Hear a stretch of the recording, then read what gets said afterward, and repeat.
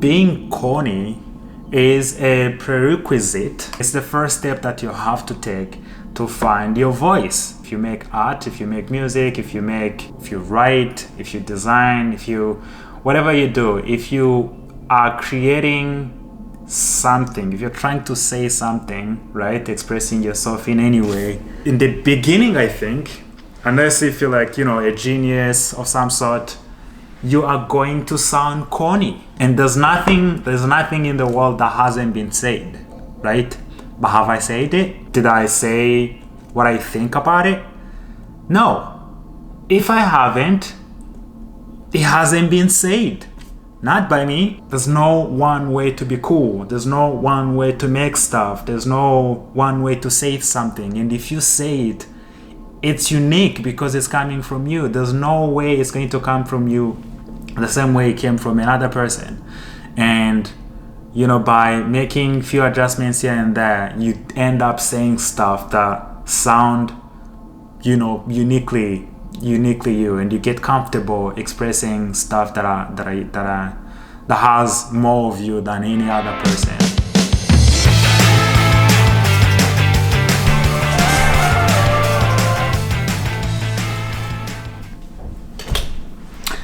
What is going on, everybody? Thank you so much for tuning in again on Stories and Status, a show in which we explore what it's like to be human.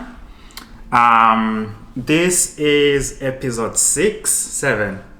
I started playing paddle recently. Fun game, but definitely not as fun as basketball. But I hadn't played anything tennis related. I guess I played table tennis a little bit. One of the reasons why I wanted to start playing paddle is honestly because I just wanted to meet people, and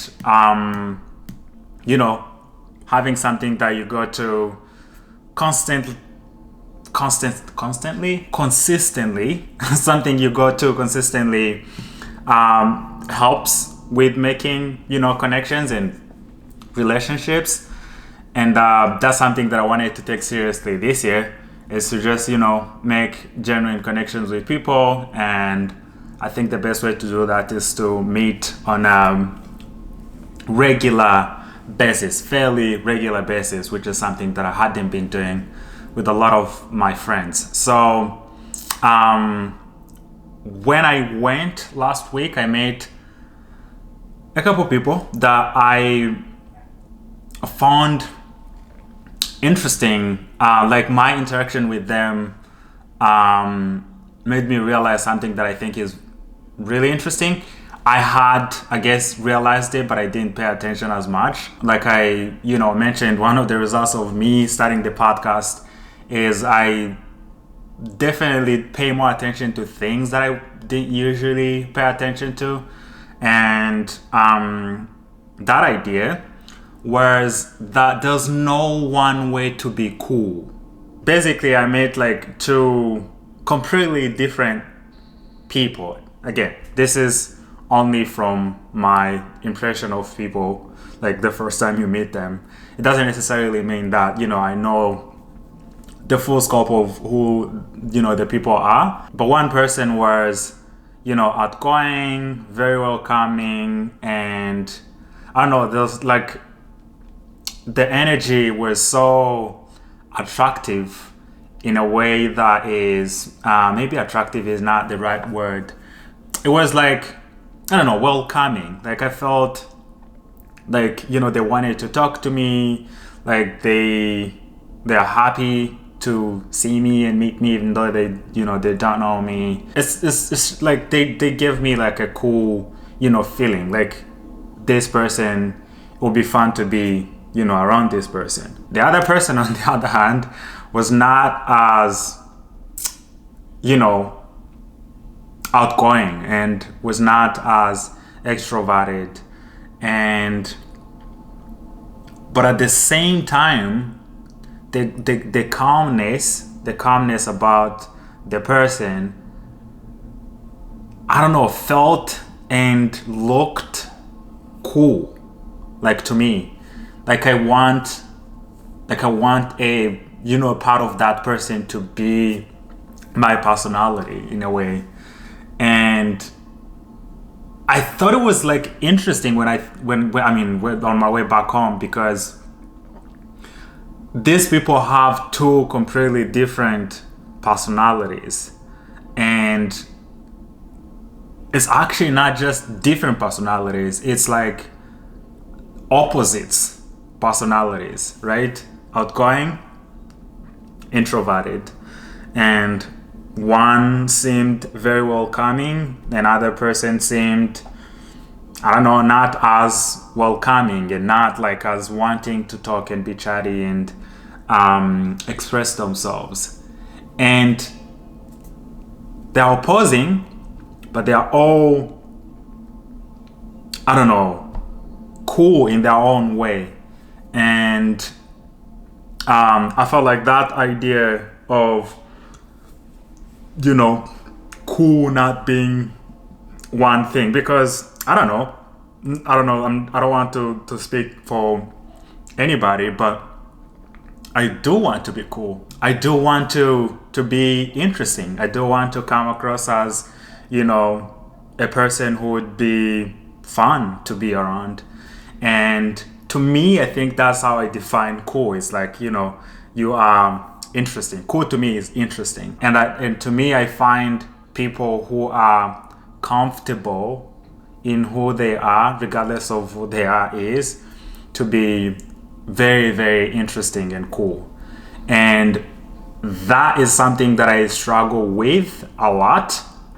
Like the idea of being myself, regardless of who is around me, is like very challenging for different reasons. And I think like everybody, it's not just me, like most people definitely struggle with that. And I can be very socially awkward depending on the energy of the person that I'm with. And like being myself in all circumstances, regardless of what is going on around me, that's like my ultimate goal in life. Like I want to be myself all the time. And that's not necessarily possible, but I think that is the ultimate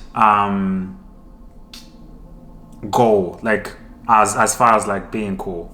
It's like not cool because I'm pretending to know things, or I'm pretending to be this certain way that society or many people regard as, cool. Just like being myself, regardless of who I am around. I think that is like,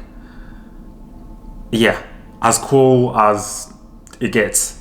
And I think that's what I found interesting and attractive to those people. It's not, that one was like extrovert. It's not like the other was an introvert.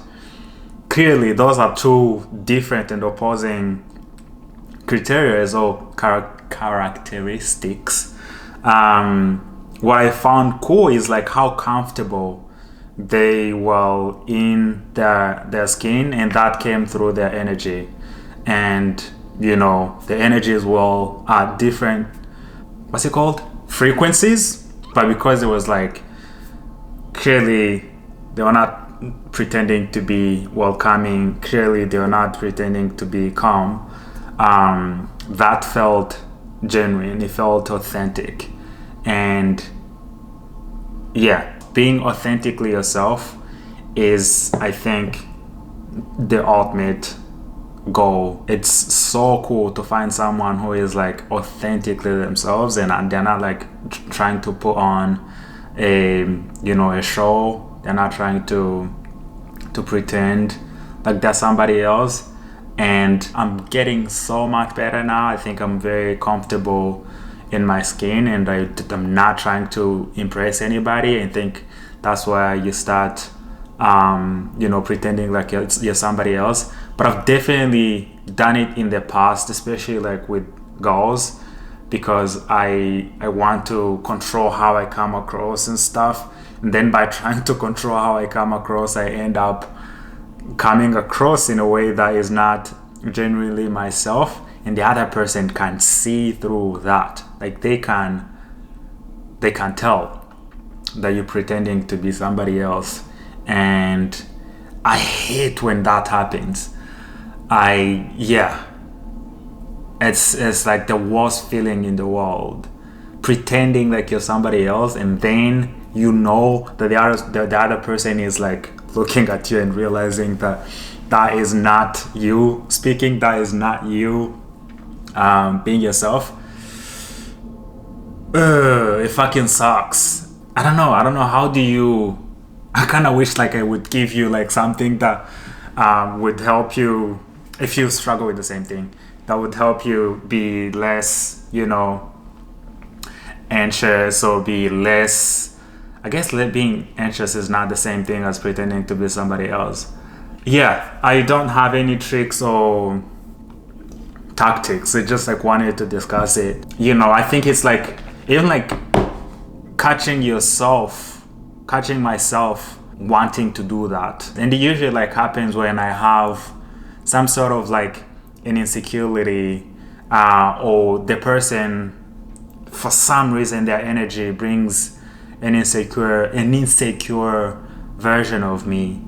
And it's not like, me putting it on the other person, because the insecurity is mine. If I'm in a conversation with the person and like I feel like I'm pretending to be somebody else, or I'm trying to put on a show of some sort, I try to, at the end, like when the person left and whatever, or at the end of the day, I try to like reflect back and try to understand what made me want to pretend. Why did I want to impress the other person? Because I definitely don't do it with everybody, but I do it. Excuse me. I do it with some people, and I don't know if it's like an energy thing. I don't know if it's like an insecurity thing. But I think reflecting back to, okay, this was what we were talking about. Sometimes it's because we're talking about like something that I don't want to talk about. So instead of saying I don't want to talk about the thing, I just like start talking about something, I don't know, that is not completely related to, that's not related to what we were talking about. Or I just like, I don't know, shy away from the conversation, and then that leads me to starting acting like in a way that is not authentic to what I'm thinking or to how I feel and stuff. And there's always going to be that, like, you can't be completely yourself. There's a version of you that should come out in different circumstances. That would not be a reality to say, you're going to be yourself like all the time. If you're presenting in front of 100 people, there's definitely stuff that you should keep to yourself. Like, there's no responsibility for you to, talk about everything that's going on in your life. That's not like authenticity to me. Authenticity is like being honest, I think, right? Like if somebody talks about something that I don't want to talk about, or that I think is triggering me in a certain way, or bringing an insecure version of me that I don't like, instead of like pretending that I'm not insecure, or that I'm not feeling a certain way, that I'm not feeling like I don't want to talk about the thing, I just like I think mentioning, hey, this is not making me feel good, I don't want to talk about it somehow. If the other person is like emotionally mature, they're going to understand. And if they're not, like, cool, like, but at least you can you're being yourself, and you're avoiding pretending like you like what they're saying, or what they're saying that is not like bothering you or whatnot. I don't know. It doesn't make sense what I'm saying, I think, but yeah, you don't have to pretend. You don't have to pretend like you are somebody else, because what you think is cool, when you try to pretend like you think what you think is cool, might not be cool, not in the eyes of the person in front of you. Yeah, that is that. The second thing that I found interesting this week was just how much work and focus and time that is required when you're trying to do something impactful. I think this is not the first time that I'm talking about this on the pod, but I keep talking about it because I think it's probably the most important thing, at least for me. I've recently realized just how much work needs to go into something for it to be useful to other people, and then in return, make a difference in their life and make a difference in your life. In this case, I'm talking about, building a business or starting a side hustle or getting a job or developing a skill, having a genuinely intimate relationship, a relationship that is thriving. That requires a lot of work. Probably the best example that I can give that everybody would understand is creating content. And when you're making content, at least when I'm making content, one of the goals is you have two goals, right? One is, I want to try to understand myself. I have, things that I want to understand about the world, about people, about myself. And I want to understand, what ideas do I find interesting? What did I like? What do I like? What do I not like? What is my opinion on things? And I want to develop my voice. I want to develop my way of, showing up in the world and contributing and whatnot, right? I do want to make stuff. I want to, learn things and share them. As long as that's happening, one of the goals is achieved for me, right? Another goal that's at the back of my mind that I don't focus on as much is money, and making a living out of a business that I created because of the content, or maybe I create a business and then create content to direct eyeballs to the business and make money out of it. Money is a big part of that, and I've been trying to, practice with, how do you create something of value, and then, how do you get people to obtain and, you can monetize the attention and whatnot. And I created, a few resources in here and there, right? Free resources. One being something that I created for a newsletter, as part of like a newsletter that I just started, which is like a wallpaper, right? And you would think that because it's a free thing, it's a free wallpaper that has, I think, a nice message, it's well designed in my opinion, that a lot of people would download it and want to have it, right? But no, I think, how many people saw it? Let me see.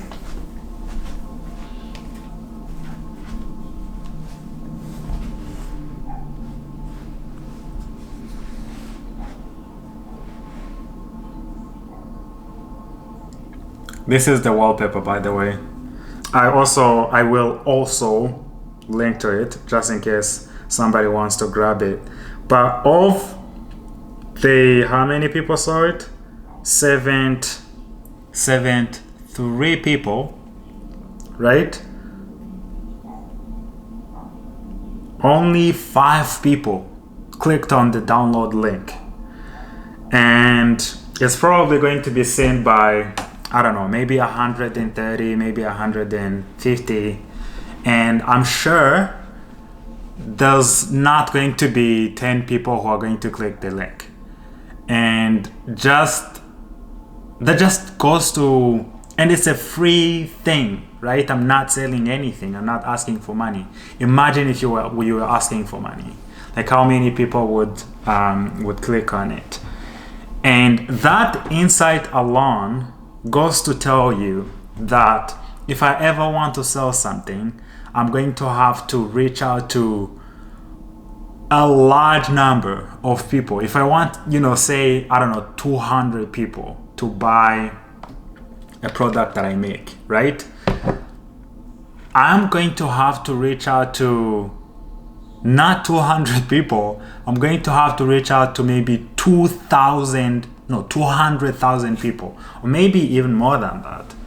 And understanding that is not like, a discouragement. It's not to say you shouldn't try to create stuff or try to monetize in a way, but it puts things in context, in perspective of, just how much work goes into, creating something of value. And if you want to monetize it, if you want to, make money out of it, you're gonna have to even like reach out to more people, convince them, maybe reach out to them more than once. A lot of work is required to achieve anything of value and achieve anything of impact. And it used to discourage me a lot. Like if I, create something thinking that it's going to be valuable. By the way, you don't decide what is valuable. Like the person, the audience decides. They decide if it's valuable to them or not. And I have gotten it wrong many times, thinking that something that I've made is going to be very valuable to people. A video that I created is going to be very valuable to people, and then you post it and only 50 people watch it. By the way, 50 people is a lot of people. But yeah, don't feel discouraged if you tried the first time. People don't show as much enthusiasm as you hoped they would show, because they decide if it's valuable or not. They decide if the product you're offering, the service you're offering, is going to be useful to them. And sometimes you just have to grind and show up more than once.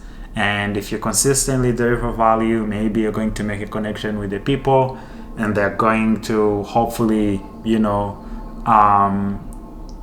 buy from you or watch your stuff or work with you in a certain way and stuff. And the fact that they don't react to things, it doesn't mean you suck. It doesn't mean that you, I don't know, it's because of you. It doesn't have anything to do with you. It has to do with that you are not there yet. Like it's not good enough yet. And they decide if it's good enough yet. So you just like have to put in more work, show up more, and learn from the feedback. If you can, try to reach out and see what you can do better. And when you do provide something of value, people do take it, and they do buy it. The last thing that I wanted to talk about is something that is very close to my heart and I'm going through right now, which is that being corny is a prerequisite. That's how you say it. It's the first step that you have to take to find your voice. If you are trying to express yourself in any way, if you make art, if you make music, if you make videos, if you write, if you design, whatever you do, if you are creating something, if you're trying to say something, right, expressing yourself in any way, you in the beginning, I think, unless if you're like, a genius of some sort, you are going to sound corny. And I know I sound corny as fuck. Like even like in this podcast itself, I sound corny and repetitive, and I say things that don't make sense somehow. But for me, like, it's cool. Like, you can't be. I have to be comfortable with that. I have to be comfortable with that fact. Just the same way you don't, start playing paddle and be the best person at it the first day. Like, it's the same. It's the same thing with. It's the same thing with trying to express yourself. It's a skill. It's something that you're learning. You cannot be the best at it the first time you start doing it. And the reason why I think you're going to sound corny is because most things have been said. Like, literally, there's millions and millions of videos that are being made and posted online, and there's a lot of people making music. There's a lot of people doing poems. There's a lot of people, and this is only now, right? There's a lot of books that has been written on a lot of shit that we talk about, that I talk about, other people talk about, and there's nothing in the world that hasn't been said, right? But have I said it? Did I say what I think about it? No. If I haven't, it hasn't been said. Not by me, right?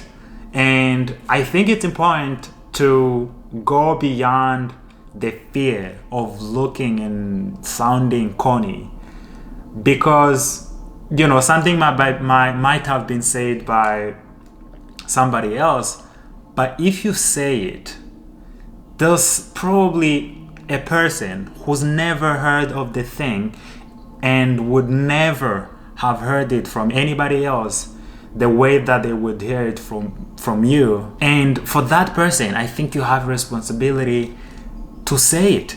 You have a responsibility to make the stuff that you want to make. You have a responsibility to make the music that you want to make. If you genuinely relate to something and have a niche that you want to scratch, as in, like, if you have an idea that popped in your head and you feel like you want to express it, if you listen to a chord and you like it and you want to make something with it, just go ahead and make it, regardless of how corny it's going to make you sound, or regardless of how repetitive it's going to make you sound.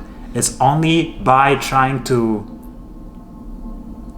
being corny that you figure out what being you is really like, which goes back to what I started with, right? There's no one way to be cool. There's no one way to make stuff. There's no one way to say something. And if you say it, it's unique because it's coming from you. There's no way it's going to come from you the same way it came from another person. And by making few adjustments here and there, you end up saying stuff that sound uniquely you, and you get comfortable expressing stuff that has more of you than any other person. And I think it's like very, very, very important to go beyond that, because if you don't go beyond that, man, like, I sound like stupid. I realize how stupid I sound most of the time when I'm trying to say stuff. I think it's like Stephen Bartlett who said when he started like making content online, he sounded like some guy,